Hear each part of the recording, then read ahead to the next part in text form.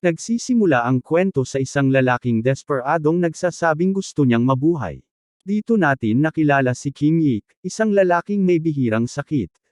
Sabi ng mga doktor, ngayon lang sila nakakita ng ganitong klase ng karamdaman, at malamang, ipapangalan pa ito sa kanya. Makikita natin si Yik na hawak-hawak ang diagnosis paper, nakatingin sa kawalan, habang tinatanggap ang mapait na balita, wala na siyang gaanong panahon. May 6 na buwan na lang siyang nalalabi, pinakamahaba na yon. Tulala siyang nakatayo sa gitna ng pedestrian lane, hindi iniinda ang mga taong bumabangga sa kanya. Wala siyang pakialam. Paulit-ulit niyang sinasabi, hindi pwedeng ganito lang natatapos ang lahat. Pinagtitinginan siya ng mga tao, nagtataka kung anong problema niya. Sa isip ni Yik, buong buhay niya ay isa lang siyang masipag na trabahador, isang langgam na walang ibang ginawa kundi magbanat ng buto para umasenso. At nang sa wakas, unti-unti na niyang nararamdaman ang pag-angat sa buhay, bigla na lang siyang hinatulan ng kamatayan. Pula na ang ilaw sa tawiran. Nagkakagulo na ang mga sasakyan, bumubusina, pero hindi pa rin siya umaalis sa gitna ng daan. Isang lalaki ang nagsabing delikado ang ginagawa niya at itinulak siya, dahilan para matambos siya sa kalsada, nakaluhod at nakasubsob ang mga kamay sa lupa. Sa gitna ng lahat ng ito, napabulong siya, napaka-unfair naman ito. Lalo na dahil sa mismong araw na ito, nanalo siya ng jackpot sa lottery. Pero anong silbi ng pera kung wala na siyang buhay? Hindi pa siya handang mamatay. Gustong-gusto niyang mabuhay. Gagawin niya ang lahat para lang mabuhay. Napasigaw siya, lumuluha habang mahigpit na hawak ang kanyang winning ticket. Sumisigaw siya, nagmamakaawa na may kahit sino, kahit anong nilalang, na pwedeng magligtas sa kanya mula sa kamatayan. Ngunit hindi niya inasahan na ang magiging kapalit ng kanyang hiling, ay ito. Oo, gusto niyang mabuhay, pero hindi niya literal na ibig sabihin na okay lang siya kahit ano pang katawan ang mapasukan niya. Sa lahat ng posibleng mangyari sa kanya pagkatapos niyang mamatay, bakit isang kalansay ang naging bagong katawan niya? Isang botak na skeleton. Wala man lang siyang buhok.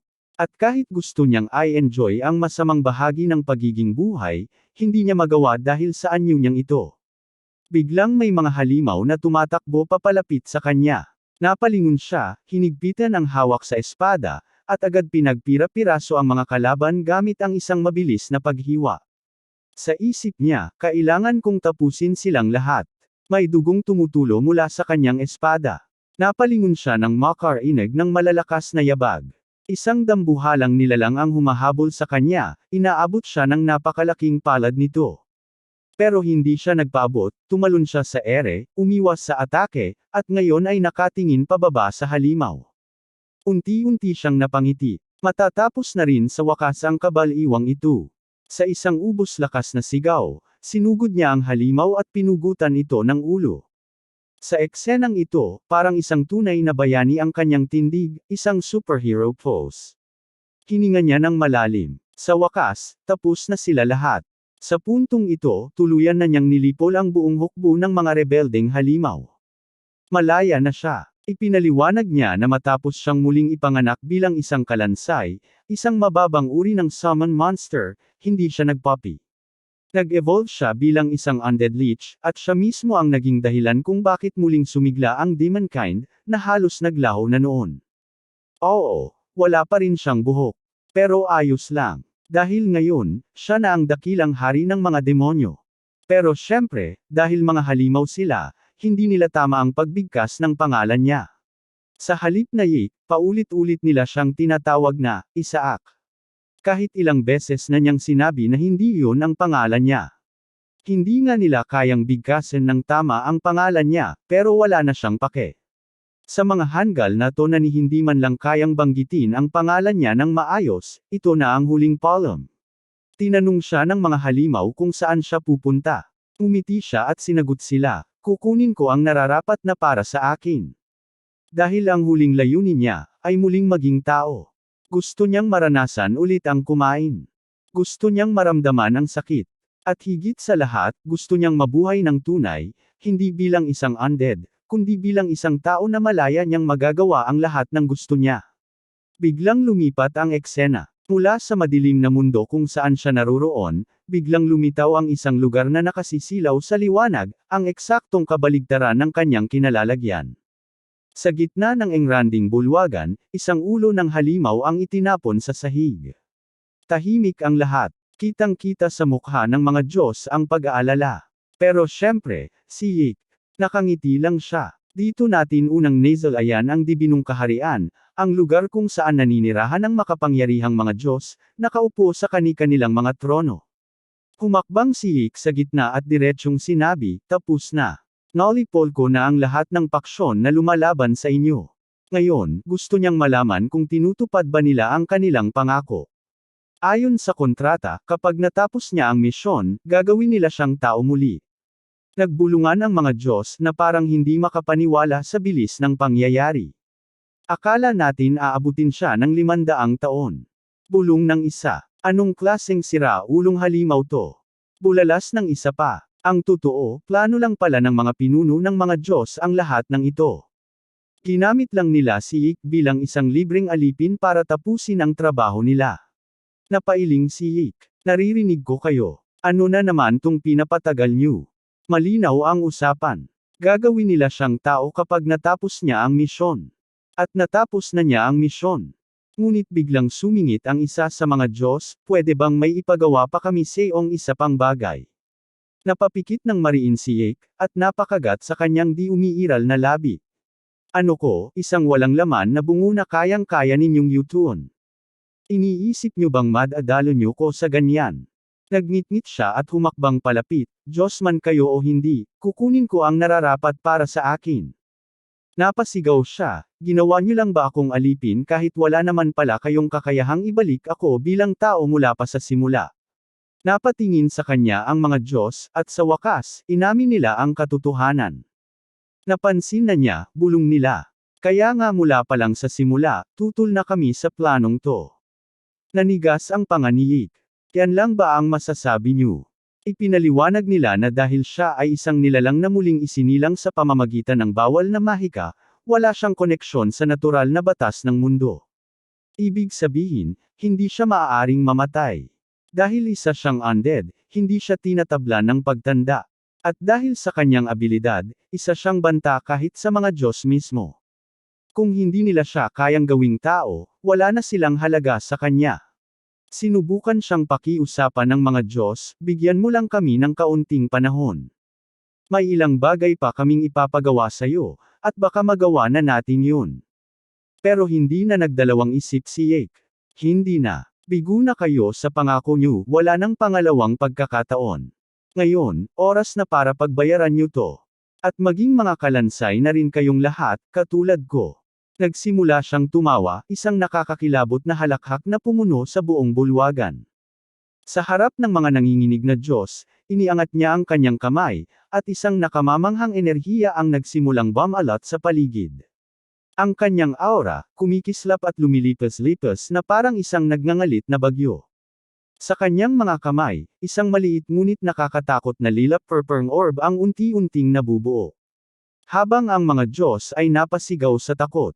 Patuloy siyang tumatawa, iniisip na sa wakas ay makakaganti na siya ng matamis. Ngunit bigla na lang naglaho ang lahat. Napakunot ang kanyang noo, ano ang nangyayari? Ang kanyang mana ay unti-unting nawawala, at hindi na niya maigalaw ang kanyang katawan. Isang Diyos ang lumapit at nagsalita, ang ginawa mong yan ay walang kabuluhan. Kahit sino ka pa, hindi mo magagawang gumalaw kapag nakasulat ang pangalan mo rito. Naguluhan si Yik. Tiningnan niya ang isinulat niyang pangalan, at napansin niyang Isaak, ang nailagay niya sa halip na Yak. Isang banal na sumpa ang nakast laban sa kanya, ang Banish Disaster. Isa ito sa pinakamataas na antas ng sagradong sining, ginagamit upang ikulong ang mga nilalang na tulad niya, mga tunay na sakuna sa mundong ito. Isa pang Diyos ang ngumisi, dapat nga magpasalamat ka pa na hinayaan ka naming magsilbi sa amin. Isang hamak na demonyo ang naglakas loob na sumuway sa amin. Dapat kang mabulok bilang isang hamak na insekto. Napangisi ang Diyos, pero sana naman, pumili kami ng mas maayos na hayop, tulad ng isang balahibuhing higad. Tumingin siya kay Yik at nagpatuloy, bakit mo nga ba iniisip na napakahalaga ng buhok? Isa kang mababang nilalang. Ngunit sa gitna ng mga pang-iinsulto ng mga Diyos, biglang nagliwanag ng husto ang maliit na insekto sa kanilang kamay. Nagulat ang Diyos. Ano to? Samantala, tumawa lang ng tumawa si Yake. Dapat kasi, mas naging mabilis kayo. At dapat, hindi niyo ako binigyan ng pagkakataon para malaman ang plano niyo. Mas gugustuhin ko pang pasabugan ang sarili ko kaysa maging sunod sanyaran sa inyo. Nataranta ang mga Diyos. Sandali.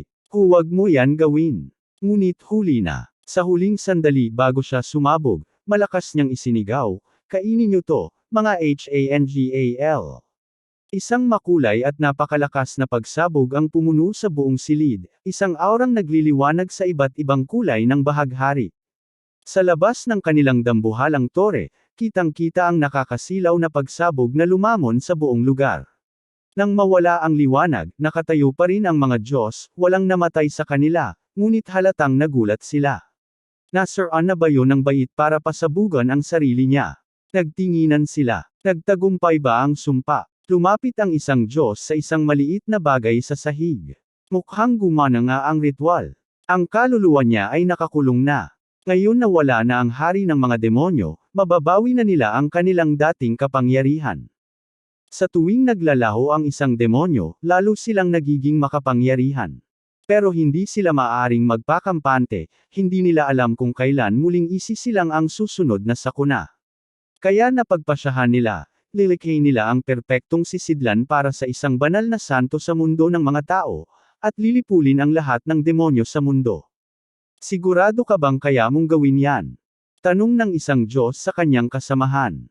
Malulustay mo ang halos lahat ng lakas mo rito. Umiti lang ang isa, huwag kang mag-alala.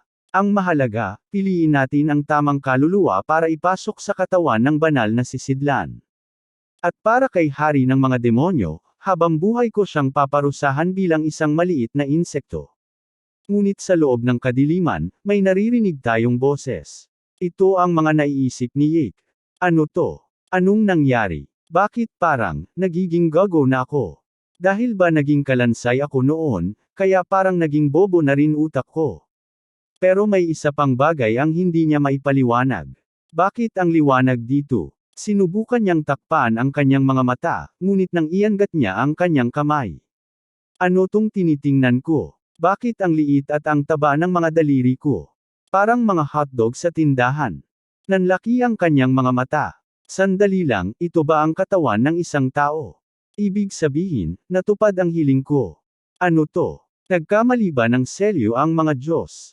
Isang nurse ang biglang sumigaw, ang banal na isa ay nagmulat na ng mata. Nagtinginan ang iba, halatang nagulat. Gising na ba siya mula sa kanyang mahabang pagtulog? Sayang naman, sana natulog na lang siya ng tuluyan. Napakunot ang noo ni Yake. Ano to, mga yaya ko ba sila? Teka, ibig sabihin ba nito, tunay nga akong naging tao? Isa sa mga nurse ang bumantong hininga. Wala na tayong magagawa, kahit naaawa tayo, kailangan nating gawin ang ating tungkulin. Alam naming kakagising mo lang, ngunit kailangan mo na muling makatulog. Nang tuluyan. Hawak nila ang isang bote, at mukhang may lason ito. Nanlaki ang mata ni Yake. Teka lang. Kakamatay ko lang, tapos mamamatay ulit ako. Ganun na lang ba yun? Humingi ng paumanhin ang lalaking may hawak ng bote. Ipapatulog na kita ng tuluyan ngayon. Dahan-dahan niyang inilapit ang bote sa bibig ni Yake. Agad namang lumingon si Yake sa kaliwa para iwasan ito. Sinubukan nila ulit, kaya lumingon naman siya sa kanan. Sinubukan nila ulit, kaya tinaas na lang niya ang kanyang kamay para pigilan sila. Napatingin ang mga nurse sa isa't isa. Bakit hindi niya kinakain? Napasimangot si Yake. Sineseryoso niyo ba ako? Sa wakas naging tao na ako, tapos iinom ako ng isang bagay na kainahinala. Hinding-hindi. Pero sa kabila ng pag-aalinlangan, may isang tanong siyang hindi matanggal sa isip niya. Paano nga ba ako naging tao? Mangyaring kumain ka na gaya ng isang sanggol at matulog ng mahimbing magpakailanman, bulong ng isang nurse. O mas tama sigurong sabihin, matulog ka na ng tuluyan, Sir Isaac. Napaatras si Yake. Ano raw? Sir Isaac. Sandali lang, Isaac, ang tawag niya sa akin. Isa pang nurse ang sumabat, isa lang yang ibang pagbikas ng tunay mong pangalan. At doon niya napagtanto ang totoo. Nang gamitin nila ang sagradong sumpang Banish Disaster, para ikulong ako, mali ang pangalan na isinulat nila. Dapat yak, ang may sulat nila, pero Isaak, ang nailagay nila sa halip.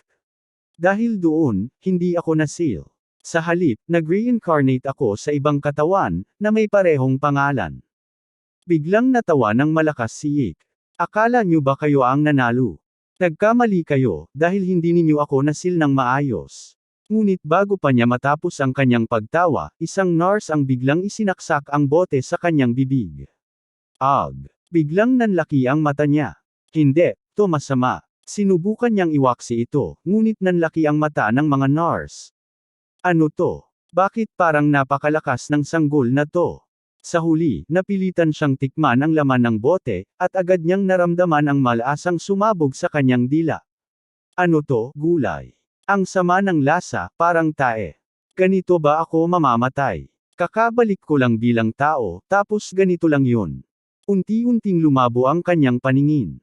At sa kanyang katawan, may kakaibang enerhiya ang bumabalot, isang hindi magandang pakiramdam. Mula sa madilim na silid, lumipat ang eksena sa isang napakagarang templo, ang Holy Empire Hila, Central East Temple. Isang lalaking may tusong ngiti ang naglalakad paikot-ikot, tila may inaabangang balita. Sa ngayon, dapat ay nagtatapos na ang buhay ng sanggol na yon. Isang boses ang sumagot, mukhang masaya ka ngayon, obispo. Sa harap niya, isang mataas na figure ang lumitaw, ang emperador ng Holy Empire, si Alexander Heathcliff Hila. Nagbigay galang ang obispo. Umiti ang emperador at nagtanong, ano ang pakay mo rito? Tumango ang obispo. Narito kami upang batiin ang banal na isa. Ngunit ngumiti lang si Alexander, puno ng panunuya. Pinapabigat mo naman masyado. Para bang narito ako dahil kailangan kong harapin ang santo. Ngunit paano kung may mali na namang mangyari? Lalo na pagkatapos mamatay ang huling kandidatong itinakda bilang santo. Biglang may narinig silang malakas na sigaw. Agad na nag-alala si Alexander, ngunit ang obispo, napangisi. Nagtakbuhan silang lahat papunta sa silid, balisa sa nangyayari sa batang Panginoon. Ano ang nangyayari kay Young Master? Isa sa mga nurse ang sumagot, nanginginig ang boses. Hindi ka panipaniwala. Naghandang marinig ni Alexander ang pinakamasamang balita. Pero ang sumunod na sinabi ng nurse ay malayo sa inaasahan niya. Napaka-cute niya. Tingnan mo tong bilog niyang tiyan. Isa siyang munting anghel. Napakunot ang noo ng obispo. Imposible ito. Buhay pa rin siya, kahit nakainom siya ng ganoong karaming lason. Mula rito, bumalik ang eksena ilang minuto bago iyon nang maramdaman ni Yake ang kakaibang enerhiyang pumapasok sa kanyang katawan. Bigla siyang napaisip, teka, ano nga ba talaga ang lason na to? At doon niya napagtanto, ito'y holy poison. Isang lasong nilikha upang sirain ang banal na kapangyarihan ng simbahan. Hindi nito agad pinapatay ang biktima, ngunit kapag naipon sa katawan, nagiging nakamamatay ito. Ngunit may isang bagay na hindi nila naisip. Ang lason na to ay gawa sa mana ng mga demonyo. At ako ang dating hari ng mga demonyo. Kaya, perpekto ito. Sa halip na masaktan, naramdaman niya ang matinding sigla sa kanyang katawan. Para sa kanya, ito'y isang napakasarap na pagkain. Dahil dito, bigla siyang nagsimulang sumigaw, pero hindi niya magawang magsalita bilang isang sanggol. Gaga. Ang ibig sabihin, gusto ko pa. Napanganga ang mga nurse. Mukhang naiintindihan na natin siya. Isang nurse ang bamulong, ang lason, ang vegetable juice, hindi agad magpapakita ng epekto. Si Yik naman ay nag-thumbs up. Perpekto to. Mana engravings. Kung sino man ang gumawa nito, mahusay ka. Ngayon, alam ko na ang dapat kong gawin. Pumikit siya at sinabi sa sarili. Kailangan kong pumasok sa mundo sa labas ng malay. Ang hindi pa nalalaman ng sinuman, ang unconscious world. Sa pinakamalalim na bahagi nito, ang pinagmulan ng lahat, kailangan niyang likhain ang kanyang sariling mana core. Paglapag niya, tumingin siya sa paligid. Tigtas ang espasyong ito. Maaari na akong mag-focus. Sa kanyang mga kamay, isang liwanag na orbang kumikislap. Kailangan kong ipunan ang lahat ng mana na naabsorb ko. Dahil kakailanganin ko ang isang core upang magamit ang mahika sa hinaharap. At habang inihahanda niya ito, bigla siyang nakaramdam ng pagsabog. Ag. Napaluhod siya, ngunit isang bagay ang labis na gumulat sa kanya. Ano to? Ang isang mana core ay dapat isa sa tatlong pangunahing kulay, pero bakit ito puti? Ngunit hindi kulay ang talagang nakakabahala. Hindi lang yun, paano nagkaroon ng ganitong kalaking lakas sa isang maliit na core na hindi pa man ganap na nabubuo. Dahan-dahan siyang napangiti. Mukhang higit pa ito sa inaasahan ko. Lumakad siya papalapit sa nagliliwanag na core, tinatanggap ang nag-uumapo na enerhiya. Ilang biyaya kaya ang inilagay sa batang katawan na ito? Kung ganito ang magiging paglaki ko, baka mas lalo ko pang mahigitan ang dati kong lakas bilang hari ng mga demonyo. Makikita natin siyang isinusulat ang pangalang, Isaac, sa kanyang mana core, at sa ilalim nito, ang salitang, survive. Ito ang pinakadesperado kong kagustuhan. Kahit ano pa ang mangyari, gusto kong mabuhay. Dahil dito, isinama niya ang dalawang kapangyarihang ito sa kanyang bagong katawan. Kahit ako pa ang dating hari ng mga demonyo, pagsasamantalahan ko ang oportunidad na ito. Samantala, nag-aalala ang mga Nars. Patay na kaya siya? Isa sa kanila ang lumapit upang suriin siya, nang biglang itinaas ni Isaac ang kanyang daliri. Nagkatinginan sila. Hindi pa pala siya patay. Mula rito, tatawagan na natin siyang Isaac. Sinubukan niyang magsalita, pero ang lumabas lang ay Gaga. Ngunit para sa mga Nars, alam na nila ang ibig sabihin nito. Humihingi siya ng mas malakas na bote. Balik sa kasalukuyan. Napabuntong hininga si Alexander. Buti naman, walang masamang nangyari. Si Isaac naman, napangiti. Oo nga, kahit muntik na akong ma-assassinate, nakakagaan ng loob. Pagtingin niya sa paligid, napansin niya ang obispo, na mukhang namumutla sa takot.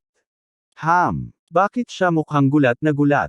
Nadagdagan lang kaya ang timbang ko sa kakainom. Kahit naramdam niyang nagiging kainahinala ang sitwasyon, kailangan niyang magpanggap na inosente.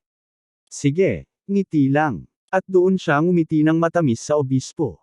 Ilang araw bago ito, sa punong himpilan ng simbahang banal. Sa isang malaking silid, isang lalaki ang galit na galit. Ang sinumang maging banal na santo ay magkakaroon ng kontrol sa imperyo.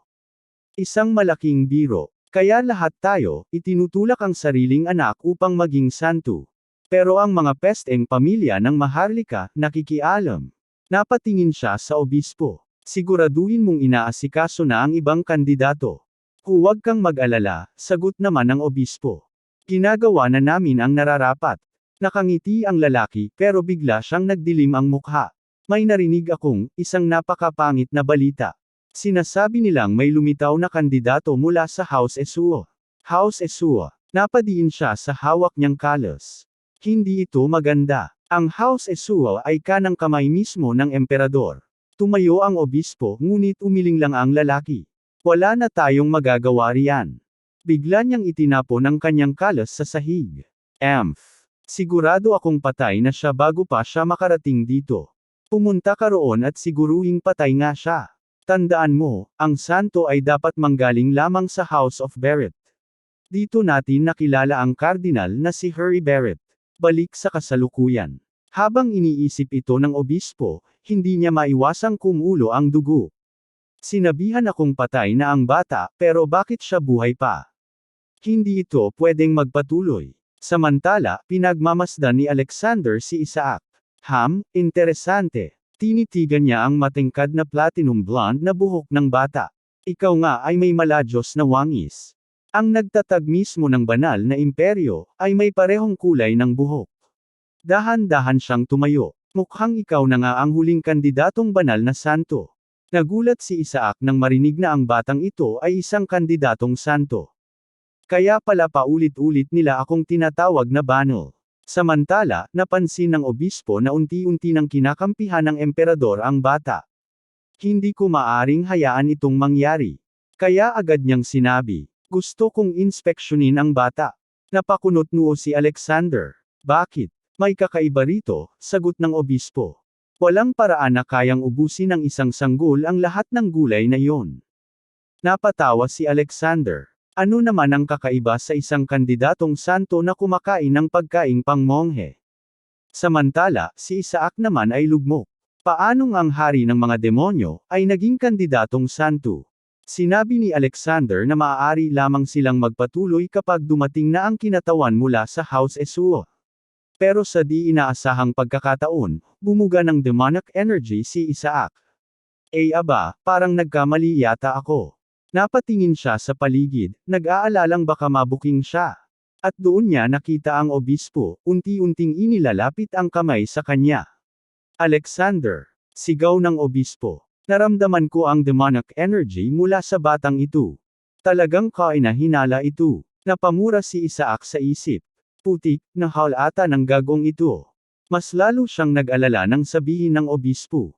Maaaring peking santo lang ang batang ito. Kailangan ko itong imbestigahan agad. Ngunit nagalit si Alexander. Ano ang ipinagsasabi mo? Tandaan mong ang tinutukoy mo ay isang kandidatong santo. Pero walang pakialam ang obispo. Wala kang dapat ipag-alala, kamahalan. Ang santo ay matagal nang pinili ng papa, mula sa House Barrett. Biglang napatigil si Alexander. Aba, ikaw mismo ang pumili ng santo mula sa sariling pamilya mo. Talagang walang hiya. At dito, naging malinaw na kay Isaac kung bakit nila siya gustong patayin. Lumapit ang obispo sa kama at binuhat si Isaac. Kukuha ako ng pari at isang inquisitor para imbestigahan ito. Dito na sumingit si Alexander. Teka lang. Ang House Esau ay pinakamalapit na kapanalig ng pamilyang imperial. Bilang emperador, mariin kong inirerekomenda na ipagpaliban muna ang pagsusuri. Pero nagmatigas ang obispo. Nakausap ko na ang papa. Sinabi niyang ang seremonya para sa pagtatalaga ng tagapagmana ng korona ay magaganap lamang pagkatapos ng eleksyon ng santo. At dito napagtanto ni Alexander ang tunay na motibo ng simbahan. Ibig sabihin ba nito, hindi nila kikilalanan ang anak ko bilang tagapagmana, maliban na lang kung pumayag ako sa kandidatong santo nila.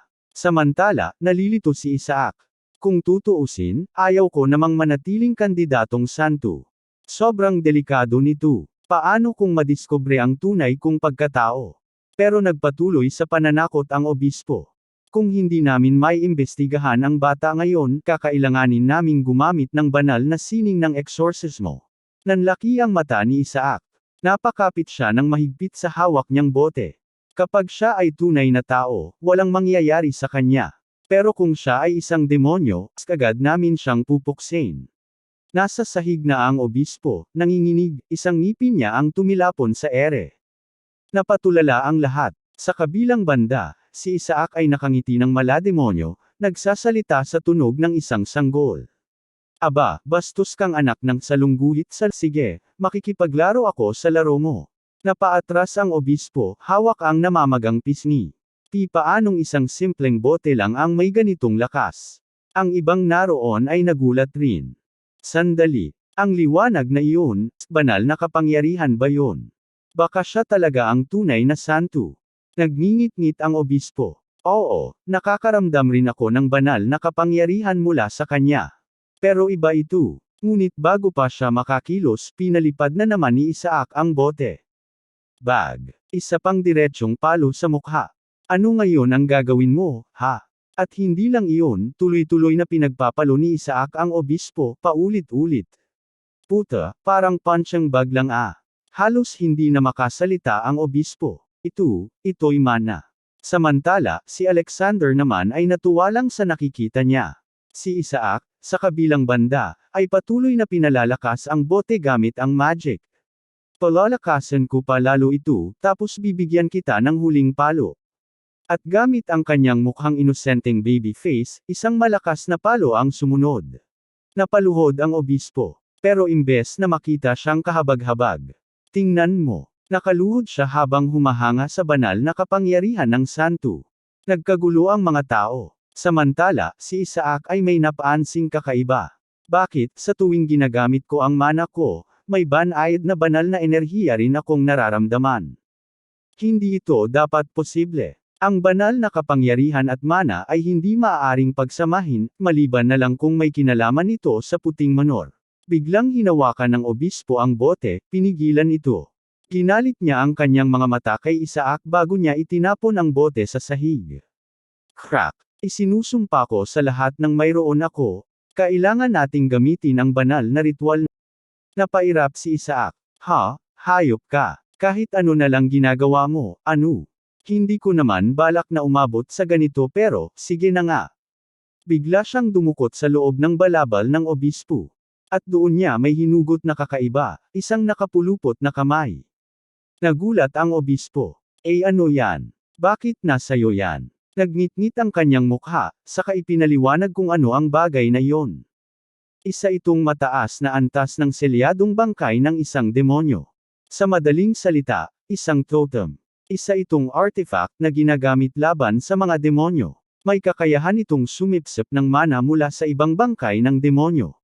Palagi ko itong dala para ay panlaban sa sinumang nilalang ng kadiliman. Pero sa isip niya, may isang tanong na hindi niya matanggap. Paano nalaman ng batang ito na dala-dala ko ito? Pagtingin niya kay Isaac, nakangiti lang ito, masama, puno ng panunukso. At sa isang mabilis na galaw, itinapon ito ni Isaac sa likuran niya. Pagbagsak ng kamay sa sahig, unti-unti itong kumilos. Naglabas ito ng nakakakilabot na demonic energy.